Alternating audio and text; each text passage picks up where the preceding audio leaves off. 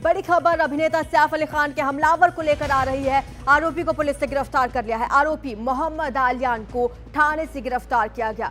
Police के मुताबिक आरोपी ने पूछताछ में सैफ के घर में घुसकर हमला करने की बात स्वीकार कर ली है, लेकिन पहले वो अपने गलत नाम बताता रहा। बार बार वो अपने कपड़े बदलकर और अपने नाम बदलकर पुलिस को चकमा देता रहा।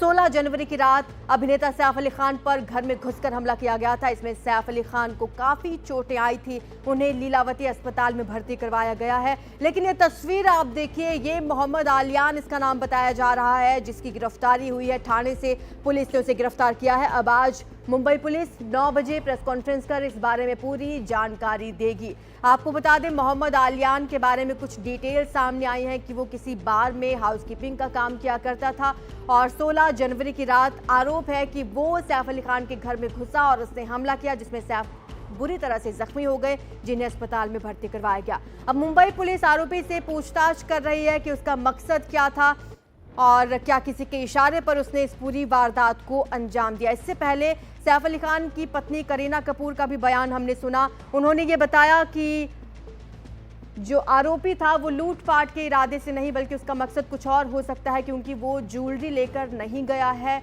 और लगातार कई सवाल लोगों के जहन में बने हुए हैं। फिलहाल मुंबई पुलिस ने उसे गिरफ्तार कर लिया है, उससे पूछताछ की जा रही है और आज मुंबई पुलिस 9 बजे प्रेस ब्रीफिंग करेगी। ज्यादा जानकारी के लिए हमारी सहयोगी सुजाता द्विवेदी जुड़ चुके हैं। सुजाता, कितने बजे इसकी गिरफ्तारी हुई है, कहां से गिरफ्तार किया गया आरोपी को?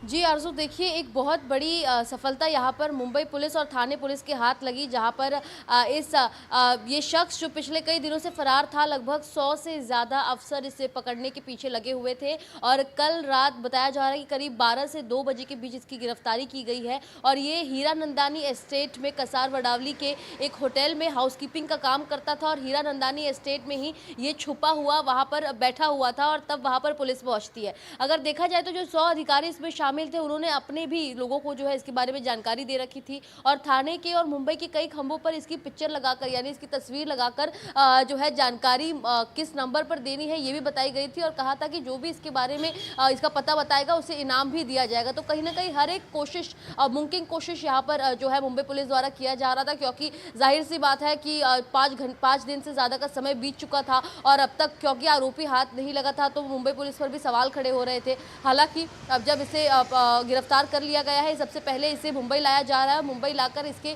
आइडेंटिफिकेशन प्रोसेस की जाएगी। इस आइडेंटिफिकेशन प्रोसेस में जो है इसके क्या ये वही आरोपी है। हालांकि जो तस्वीर सामने आई है उसमें ये वही आरोपी नजर आ रहा है, उसकी वजह से अब इसका आइडेंटिफिकेशन प्रोसेस के बाद इस पर आगे की कार्रवाई जो है वो की जाने वाली है। लेकिन आरजू, सबसे बड़ी बात यह है कि जिस प्रकार करीना ने अपने बयान में ये बात कही थी कि इसने किसी प्रकार की सामान चोरी नहीं की थी, क्योंकि जब ये पूरी वारदात को अंजाम दे रहा था उस समय ठीक सामने एक बड़ी डायमंड की सेट पड़ी थी, लेकिन इस चोर ने उसे चोरी नहीं की। तो यदि ये चोरी के हिसाब से आया था तो ये क्यों आखिर सिर्फ वार किया और उसने चोरी नहीं की, और जिसके चलते इससे कई सारे अन्य एंगल से जो है पूछताछ वो भी की जाने वाली है। लेकिन फिलहाल रात में एक बड़ी सफलता मुंबई पुलिस के हाथ, जहां पर इसे गिरफ्तार कर अब सीधे मुंबई लाया जा रहा है और मुंबई में यहाँ पर डीसीपी जोन 9 आज 9 बजे एक प्रेस कॉन्फ्रेंस भी करने जा रही है, जिसमें पूरी जानकारी साझा की जाएगी। क्योंकि जाहिर सी बात है, हाई प्रोफाइल मामला है, बैंड्रा जैसे इलाके में इस प्रकार की घटना घटने के बाद क्या कुछ आगे की कार्रवाई जो है वो मुंबई पुलिस द्वारा की जाने वाली है, इसको लेकर जानकारी दी जाएगी।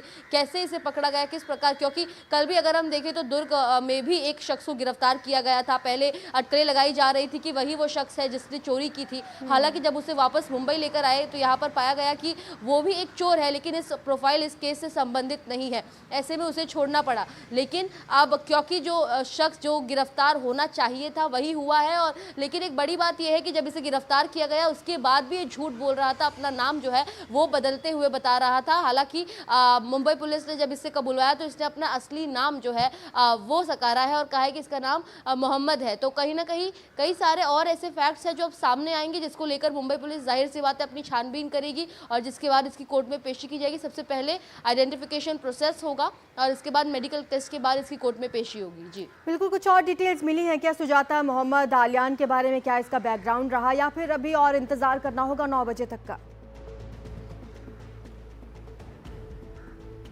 देखिए, जो प्राथमिक जानकारी मिली है वो ये कि मोहम्मद आलियाज जिसने पहले अपना नाम जो है बदलकर बताया, उसके बारे में जब उसकी हिस्ट्री निकाली गई तो वो एक हाउसकीपिंग का काम करता था। कसार वडावली जो थाने के एक इलाका है, इसमें एक बार में बताया जा रहा है कि ये एक हाउसकीपिंग का काम करता था। बार का नाम रिकीज बार है। तो ऐसे में इसके बारे में क्या कुछ जानकारी और पुलिस के हाथ लगती है, उसके चलते और ऑफिशियल्स को डिप्लॉय किया गया है। कहा जा रहा है कि ये थाने में ही रहता भी था, लेकिन थाने से बांद्रा आना, बांद्रा में आके सैफ अली खान के घर पर हर सिक्योरिटी के प्रोसेस को तोड़कर जाकर चोरी करना, इसके पीछे का कारण क्या है, इसको लेकर जाहिर सी बात है पुलिस उससे पूछताछ जरूर करेगी। लेकिन फिलहाल इसकी हिस्ट्री को लेकर अगर बात करें तो सूत्रों का ऐसा बताना है कि इसके पहले भी रिकॉर्ड हो सकते हैं चोरी को लेकर और घर में इस प्रकार घुसकर जो है चोरी करना, लोगों पर वार करना। लेकिन क्योंकि इस बार इसने एक हाई प्रोफाइल शख्स जिनका नाम सैफ अली खान है, उनके घर में चला गया, जिसकी वजह से ये मामला और ज्यादा संदिग्ध हो गया। लेकिन क्योंकि 5 दिन से फरार, इसका कोई लोकेशन जो है पुलिस को नहीं मिल पा रहा था। लेकिन आखिरकार हीरा नंदानी एस्टेट जो एक बड़ा एस्टेट है, वहां पर अगर आप देखेंगे तो घने जंगल स्थित है और उन्हीं घने जंगल के बुशेस में जो है ये बैठा हुआ पाया गया। ठीक है सुजाता, आप बने रहिए हमारे साथ, मैं लौटूंगी आपके पास। एक बार तस्वीरें जरा अपने दर्शकों को हम ब्रीफ कर लेते हैं। आपको बता दें कि आरोपी बताया जा रहा है कि 16 जनवरी की रात ये सैफ अली खान के घर में घुसता है और उन पर हमला करता है। ये 4 तस्वीरें आपकी स्क्रीन पर हैं। पहली तस्वीर 16 जनवरी की बताई जा रही है, जो सीसीटीवी कैमरा में कैद हुई है तस्वीर, जिसे जारी किया गया था बाद में पुलिस द्वारा। मीडिया को बताया गया था कि ये वही आरोपी है जिसने सैफ अली खान के घर पर हमला किया और ये भागने के दौरान की तस्वीर सीसीटीवी में कैद हुई थी।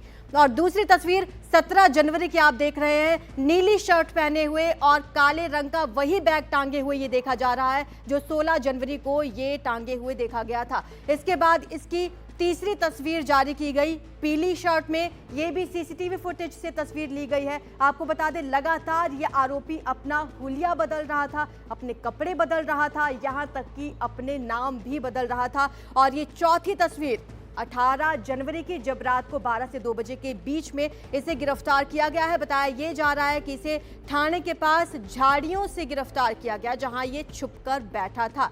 अब लगातार पुलिस इससे पूछताछ कर रही है कि इसका मकसद क्या था। लेकिन ये 4 तस्वीरें आपके सामने, आप देख सकते हैं किस तरीके से ये हमलावर पहले घर की सीढ़ियों पर सीसीटीवी कैमरा में कैद हुआ है, उसके बाद लगातार ये अपनी शर्ट, अपने कपड़े बदल रहा था, अपना हुलिया इसने बदला और आखिरकार अब इसकी गिरफ्तारी हुई है। पुलिस अब 9 बजे पूरी डिटेल शेयर करेगी। लेकिन ये 4 तस्वीरें आपकी स्क्रीन पर हम आपको दिखा रहे हैं। पहली तस्वीर 16 जनवरी की, ये आरोपी 16 जनवरी को सैफ अली खान के घर में घुसता है और वहां पर सैफ अली खान पर हमला करता है। जिसके बाद दूसरी तस्वीर नीली शर्ट में, जो सीसीटीवी फुटेज पुलिस लगातार आसपास के इलाके से खंगाल रही थी, उसमें ये देखा गया।